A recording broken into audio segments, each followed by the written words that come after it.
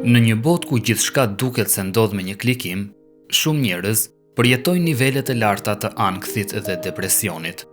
Përballja me këto sfida shpesh çon në kërkimin e zgjidhjeve të shpejta, të cilat rrallëherë adresojnë rrënjët e problemit. Besoj që në ditët e sotme teknologjia është diçka e domosdoshme, e nevojshme, si thënë, për çdo njeri, por duhet që njeriu me ditë me e përdor. I Madhi Zot neve na ka dhënë në këtë botë edhe të mirat, edhe të këqijat. Prandaj njeriu e ka në dorë me zgjidh të mirën, po ashtu ka në dorë me zgjidh edhe të keqen. Njeriu është ai i cili vendos dhe në fund do t'japin përgjegjësi, pra do t'japin llogari për atë gjë të cilën ai ka përzgjedhur. Sigurisht që teknologjia dhe jeta moderne ka ndikuar pozitivisht tek njeriu. Një prej gjërave, po themi, pozitive janë sepse bën të mundur komunikimin në mënyrë të shpejtë me njëri tjetrin, edhe për besimtarët musliman, patjetër që nëpërmjet rrjeteve sociale ato ndjekin ligjërata të ndryshme, mësime fetare, kurse fetare e kështu me radhë. Por nga ana tjetër ndikon negativisht sepse njeriu ne bën të jetë i vetëm, duke harxhuar ndoshta kohën ose duke mos e menaxhuar mirë përdorimin e rrjeteve sociale apo teknologjisë, bën të mundur që ai të jetë i vetmuar dhe kjo bëhet shkak edhe që ai të futet në stres apo të ketë probleme me shëndetin mendor. Besoj që një person i cili është i vetëdijshëm për dobitë e saj, mundet që me përdor në hajër, siç është interneti, siç janë rrjetet sociale e tjera me radhë, pra është diçka e domosdoshme, e nevojshme, si thënë, për kohën dhe sidomos për të rritë e sotëm. Por duhet me pas kujdes se kjo mund të përdoret edhe për mirë, por mund të përdoret edhe për keq. Prandaj një njeri duhet me kanë një ndërgjegjësim që duhet ta përdorin, pra duhet ta harxojnë kohën tonë, kohën e të, pra duhet të dajnë një kohë që i nevojitet për gjërat e tij dhe nuk duhet që me harxhu kohën kot, nuk duhet që me përdor disa faqe, disa programe, si thënë, të cilat janë të dëmshme, sidomos për të rinj dhe për të rinjt në ditët e sotme. Një tjetër anë negative është mos menaxhimi i kohës. Pra në veçanti nga brezat e ri sot po fokusohen shumë tek lojrat, tek lundrimi në rrjetet sociale dhe kjo bën që ata të mos dinë vlerën e kohës, ndërkohë që Zoti i Madhëruar ka zbritur një kaptin të tillë që quhet asr, që flet për rëndësinë e kohës. Një pikë tjetër shumë e rëndësishme, do thoja unë, sfidë shumë e madhe për ata të cilët nuk dinë mirë ta menaxhojnë teknologjinë, është fakti se po bëhen njerëz që nuk kanë durim. Ne kemi parim fetar që çdo gjë e cila është e mirë dhe është e dobishme, njeriu me marrë dhe me punu me të, po ashtu çdo gjë e cila është e dëmshme dhe është e keqe, si thënë, për njeriu, mu largu, si thënë, prej saj. Prandaj duke pas këtë parim në vetdije çdo njeri, besoj që mundet edhe me përzgjedh se çfarë është e dobishme dhe çfarë është e dëmshme, si thënë, për vetë njeriu. Pra duhet menaxhuar jashtëzakonisht shumë mirë. Ne nuk themi që mos ta përdorim teknologjinë. Për shembull, teknologjia, një prej gjërave më pozitive është edhe në veçanti për studentët që kanë mundësinë që të bëjnë kërkime, dhe kjo është shumë pozitive. Dhe këtë feja dhe Islami nuk e ndalon. Por duhet çdo gjë me balancim, sepse neve na largon kështu edhe nga përmendja e Zotit të Madhëruar. Islami i ofron besimtarve mjetet për të menaxhuar sfidat shpirtërore dhe emocionale përmes praktikave të tij themelore, si lutja, namazi, meditimi dhe agjërimi. Disa prej sfidave shpirtërore të njerëzve mund të rëndisen parë është stresi. Stresi bën një diçka e cila po bëhet e zakonshme, si thënë, tek njerëzit dhe njerëzit nuk po dinë për gjetë rrugdalje, si thënë, prej kësaj gjaje. por besoj që një njeri cili është besimtar, një njeri cili është fetar, pra beson në Zotin, kryen obligimet që ka ndaj Zotit, është diçka e menaxhueshme dhe e kollaj për të menaxhuar nga një besimtar, sepse duke pas parasysh parimin që i Madhi Zot na ka thënë neve që khajrihi wa sharrihi min Allahi Taala, pra mira dhe e keqja vijnë prej Zotit. Çdo gjë është me caktimin e Allahut. Një njeri i cili e ka këtë parim parasysh, ai njeri besoj që edhe din me menaxhu stresin, edhe din me menaxhu shumë gjërat e tjera, shumë vese, shumë smundje e më radh. Ne si besimtar musliman duhet ta dimë arsyen pse kemi ardhur në këtë botë. Pra ka një arsye. Ne kemi ardhur në këtë botë për ta njohur Zotin ton, për ta adhuruar atë.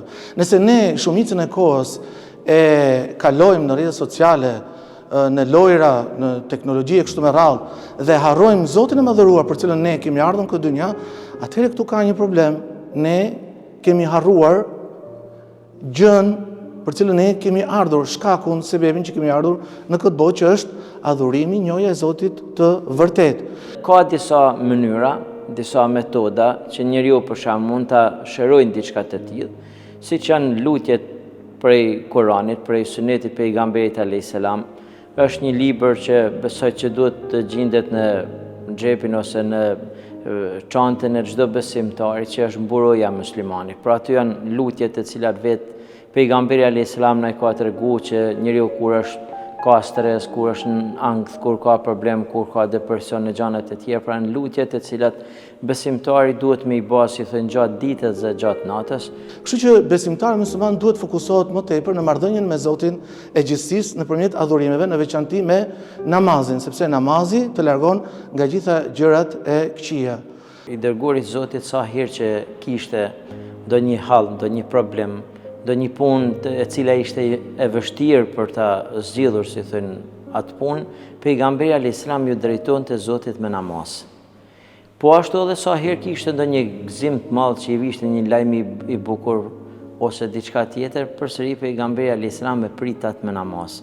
Sepse namazi është një lidhje, një komunikim i drejt për drejt me Allahun xhaleshanuhu, ku njeriu të gjitha ato gjërat e cilat i ka në brendësinë e tij, i ka mundësi që t'i shfaqen përpara Zotit xhaleshanuhu, dhe normal që e din që aty është edhe zgjedhja, si thënë, e problemeve dhe halleve. Diçka tjetër që duhet është leximi i Kuranit dhe meditimi mbi të. Ne kemi një libër madhështor ku nëse dikush me të vërtetë kërkon të gjejë qetësi, të fokusohet tek leximi i Kuranit. Sigurisht unë do ndalem pak këtu sepse leximi i Kuranit nuk të kupton vetëm leximin në gjuhën arabe. Padyshim që kjo ka dobinë e vet të lexuarit në gjuhën arabe, dhe për këtë ka problem, ashtu sikur se tregon edhe profeti Muhammed alayhis salam. Unë kam për qëllim këtu leximi në gjuhën shqipe për ata të cilët nuk njohin gjuhën arabe, në mënyrë që ai të ketë mundësi për të medituar mbi ajetet kuranore, sepse kështu ai ka mundësi të shikojë, të kuptojë historitë që kanë kaluar profetët dhe njerëzit që përmenden në Kur'an. Ata janë sprovuar me shumë sprova të mëdha dhe kanë arritur të dalin të suksesshëm nëpërmjet pikërisht udhëzimit të Zotit të Madhëruar. Kështu që është një nevojë shumë e madhe për ata që dëshirojnë të kenë një jetë sa më të qetë nga ana psikologjike, të lexojnë Kur'anin, librin e Zotit, dhe të meditojnë mbi të. Leximi i Kuranit është fjala e Zotit, është qetësi, si thënë, për shpirtin, është shërim për shpirtin e besimtarit. Prandaj sa më tepër që një njeri të jetë i lidhur me Kuranin, sepse Kurani vetë na thot Allahu në Kuran, është shërim për zemrat e besimtarëve. Pra një njeri i cili e lexon, normal që gjen qetësinë e gjen rahatinë, si thënë, prej fjalës së Zotit. Agjërimi ka një vend të veçantë në jetën e besimtarit, sepse të gjitha adhurimet e tjera, virtytet dhe vlerat morale në këtë muaj marrin një kuptim më të thellë. Ky është një muaj që na rikujton dhe na mëson se si duhet të sillemi dhe të jetojmë gjatë gjithë vitit, duke u pasuruar shpirtërisht dhe duke e forcuar lidhjen me Zotin. Të gjitha adhurimet që Zoti i ka bërë obligim për njeriu i ka bërë me një arsye. Nëse Zoti e ka thënë për të agjëruar, ne si besimtar musliman duhet ta kuptojmë që Zoti e ka bërë agjërimin jo thjesht që ne të skalitemi për nga ana fizike dhe të kemi një trup të shëndetshëm. Përveç kësaj, ai e ka bërë obligim për besimtar musliman që gjejë edhe qetësi shpirtërore, sepse për shembull, nëse kapim vetëm shembullin e agjerimit. Agjerimi e bën njeriu të jetë më falëndërues, sepse ai pengohet nga shumë gjëra të lejushme që janë në muajt e tjerë, po them unë, që nuk janë agjerueshëm pra, dhe e pengon atë nga të ngrënit të pirit kur ai ka dëshirë. Kështu që njeriu e bën të vetë kontrollohet dhe gjithashtu edhe të di vlerën e asaj çfarë Zoti i ka dhënë dhe me cilën Zoti e ka begatuar. Agjerimi është një ibadet shumë i rëndësishëm në fenë islame, që është ibadeti i vetëm në islam që na nuk ja dim shpërblimin kur e veprojmë si thojnë këtë ibadet. Pse? Sepse është një sekret mes Allahu xhaleshanhu dhe njeriu pra. Prandaj njeriu me anë të agjerimit e shfaq brëndësinë e tij përpara Allahu xhaleshanhu, se as sekret nuk e din askush se ky njeri për shembull është agjerueshëm apo nuk është agjerueshëm. Pra është diçka që njeriu atë iman, atë besim që e ka në zemrën e tij e shfaq me anë të agjerimit, me anë të veprave për tek Allahu xhaleshanhu. Dhe normali madhi Zot thot agjerimi, thot Zoti është për mua dhe unë e shpërblej atë. Allahu i shpërblen gjitha ibadetet, por është një adhurim pra i cili është i fshehtë, është sekret mes robit dhe Zotit, prandaj në varësitë e njeriu Allahu xhaleshanhu jep edhe shpërblimin. Duaja që bëhet në muajin e Ramazanit, për shembull, është një moment shumë i rëndësishëm, një element shumë i rëndësishëm për qetësimin e anës shpirtërore për besimtarin musliman, sepse aty gjen një lloj sigurie. Sigurisht që ka edhe lutje specifike për ata të cilët kanë probleme me stresin. Për shembull, njeriu sa duhet të zgjohet prej gjumit, duhet bëj këtë dua. Elhamdulillahi alladhi ahyana ba'da mamatana. Falënderimi i takon Zotit që më ringjalli pas vdekjes. Kështu që duke e kuptuar këtë dua, ai motivohet për të punuar dhe shfrytzuar kohën dhe mundësinë që jep Zoti i madhëruar brenda një dite të caktuar. Besoj që muaji i Ramazanit është muaji i cili i zgjidh problemet dhe hallet si thënë e njerëzve. Muaji i Ramazanit vjen që me rregullu si thënë njeriu, pra me rregullu të brendshmën e njeriu, pra zemrën e njeriu, shpirtin e njeriu, me e pastru si thënë prej gjinaheve, prej tmetave, prej gabimeve. Muaji i Ramazanit është ai i cili rregullon raportet, duke filluar nga njeriu me Zotin, po ashtu duke vazhduar dhe raportet që na kemi mes njëri tjetrit, raportet me familjen, pra cila neve, sidomos në ditët e sotme, na mungon shumë ato sofrat, pra tulë bashkë me familjen, sepse pe angazhime, pra pe problemeve, streseve, halleve që njerëzit kanë sot, angazhimeve të shumta që njerëzit kanë në ditët e sotme, kemi ardhur deri në atë pikë sa nuk po gjejmë kohë se tulemi as me fëmijët, as me bashortet, as me familjen përgjithësi, pra që tulem edhe të hajmë drekën ose të hajmë darkën, si thonë, ose mëngjesin bashkarisht me ta. Ramazani pra vjen që me na bashku edhe një herë, me na kthjellë edhe një herë që njeriu i ka mundësitë, pra mundet që me gjetë një kohë sikur e gjejmë pra në Ramazan. Pra muaji i Ramazanit i tregon njeriu që je në gjendje. Pra e ke atë kapacitet, atë mundësi brenda teje si njeri, por Ramazani na kujton që njeriu nuk mund të rrinë pa Zotin.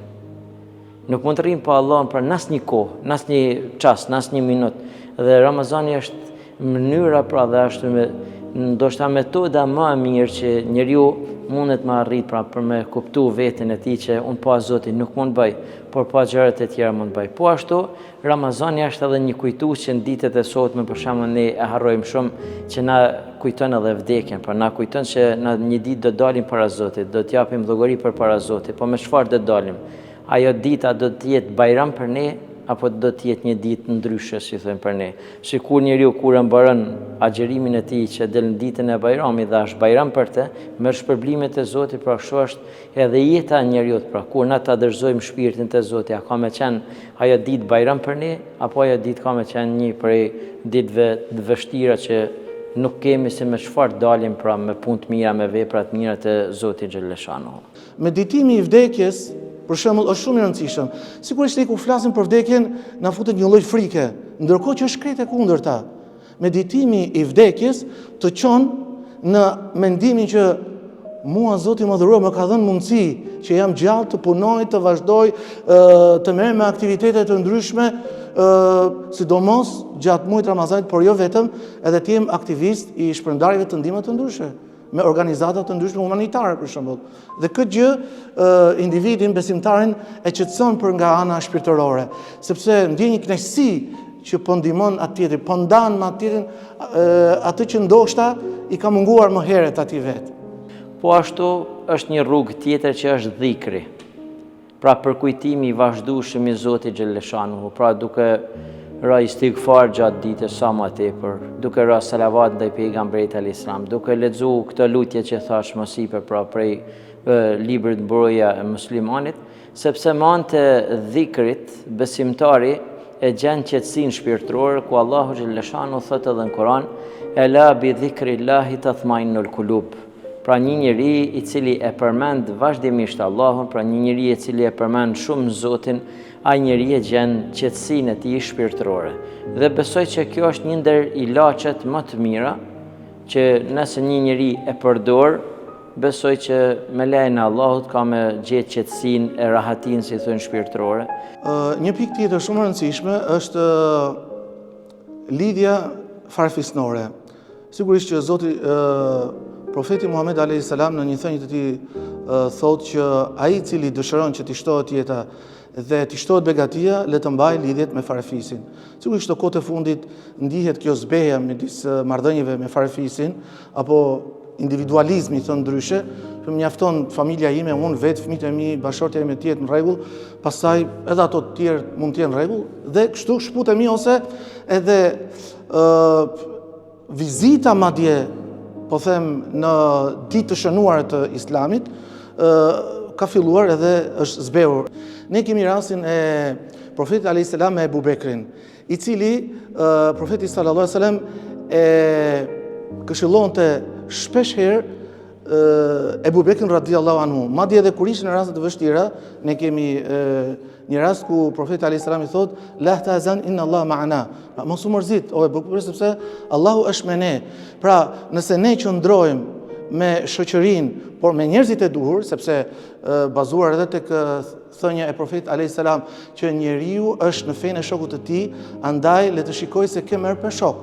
Ose shpreha që kemi ne shqiptarët, pra më thuaj se me kë rrit të them se cili je, apo ajeti që Zoti thot në Kur'an, ve kunu ma sadiqin, pra jini gjithmonë shoqërojnë me njerëz të drejtë vërtet, sepse ata në çastet tona më të rëndësishme, më kritike, na bëjnë të mundur që të na rikujtojnë atë çka duhet dhe na rikthejnë neve në identitetin ton për cilën ne kemi nevojë sot në ditët moderne. Nëpërmjet rikthimit në thelbin e mësimeve islame, shumë musliman kanë gjetur një burim qetësie dhe force në një botë që ndryshon shpejt.